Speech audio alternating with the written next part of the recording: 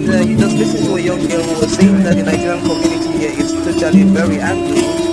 Covers all the aspects of various sectors of our journalism. This was the Ijaw country of the Niger Delta of the Federal Republic of Nigeria. He went to several schools to make your academic education was at the government college to Delhi. And go gather, destroy their food, make cultivated camp, and that other camp, some more camp, no compensate everybody. in its degeneration sometimes.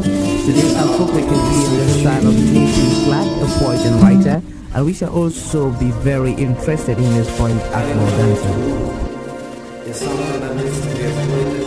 Some lives are meaningful, some are empty. There are lives that are meaningful, with too much meaning and riches to offer humankind. You know, after some of these earthly adventures and more, one can still find footprints of these great lives on the pavements of our contemporary life. Good evening, you're welcome to the program Green Planet.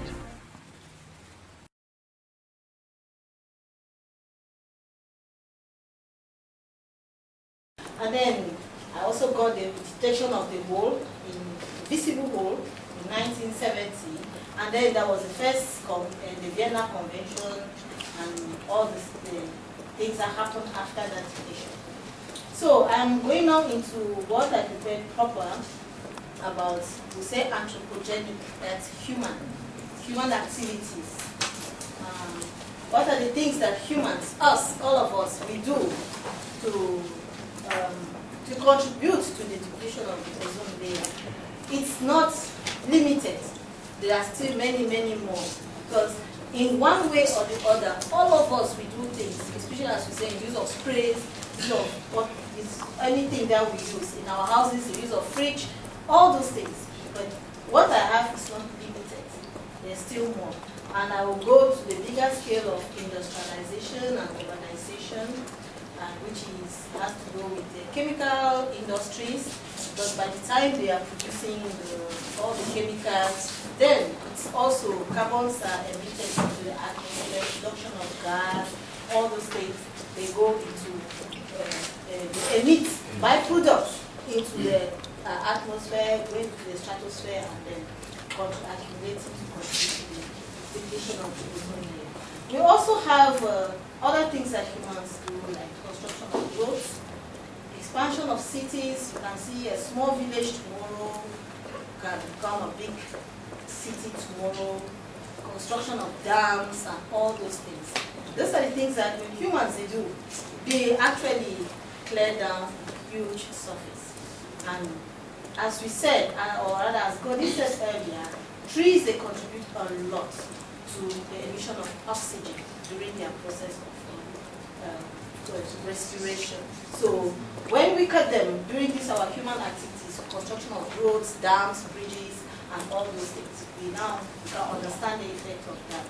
And then the use of engines, we can always see like when the rocket is taking off, you see that big thing that comes out, spaceship, airplanes. I remember like somebody wrote on internet, he wrote a comment when there was this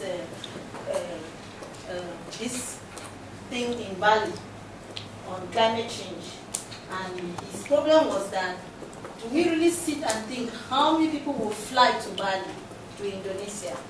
And we actually imagined if everybody that flies there and all the airplanes that will bring the people from all over the world, how much of such chemical have we contributed in emitting into the atmosphere? Why not just do these things online and stay put? That was somebody's idea, somebody's comment. So the use of airplanes and all those things, cars, as he said, we should just walk. And is it easy for us to walk? Even our motorbikes, we see them now. All those things, they come out, they buy the gases, they come out from the when they're old, and then other industrial machines, they also emit. Now we also come to these ones that, as I said, they are more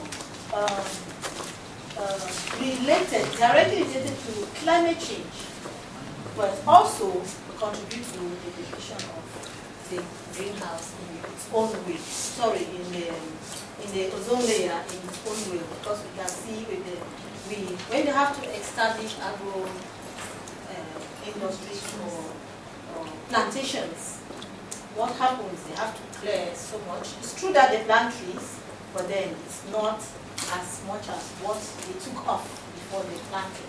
Like there was this big fight between conservation organizations and hierarchical farms. There's been a real big debate in the past months on whether that really amount of land should be given to hierarchical farms. And conservationists and environmentalists, they are saying that no, it's not proper for us to do. And then we all have the system of agriculture slash and burning bush for like the northwest region or in the grassland region where the cattle rearers they will burn so that their cattle can have grass. And we can imagine how much carbon goes in during that burning process. You can imagine how much you expose the land, like what you see in slash and burn. How much you expose the land to,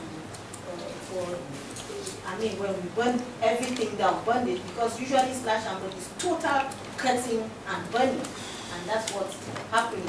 And that's why I was saying that in every way, right to the villages, everybody contributes to this thing in one way or the other. And people, and all this is because people have to survive. They are doing this because we have to survive in our own way.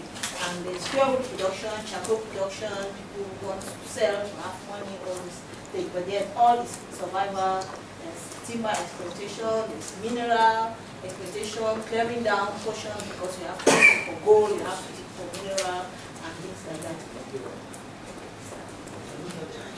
So, as I said, my list is not limited. There are still many, many things that I mentioned earlier, the use of gas, the use of fridges, the use of gas, the use of body sprays, like this thing that is coming out recently, spraying the grass, use of fertilizers, all insecticides, all those things. Then we are saying that all of us are involved in this in one way or the other.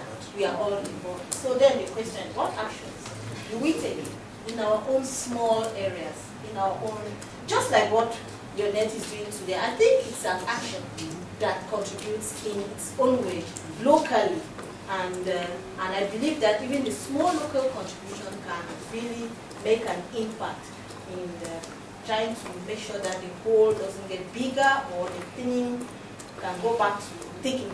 Thank you very much.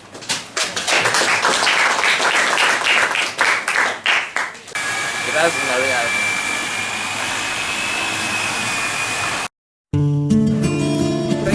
And you just listen to a young girl who was saying that the Nigerian community here is totally very angry. Covers all the aspects of various sectors of our journalism. It was the Ijaw country of the Niger Delta of the Federal Republic of Nigeria. He went to several schools. His major academic genesis was at the government college, Ujeli. Go gather, destroy their food. With the camp and that other camp, some more camp. You don't compensate everybody. But some of them in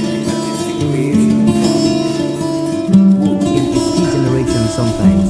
Today our FOREP can be in the style of J.P. Clark, a poet and writer, and we shall also be very interested in his point Akmo dancing. It's something that needs to be exploited. Some lives are meaningful, some are empty. There are lives that are meaningful, with too much meaning and riches to offer humankind.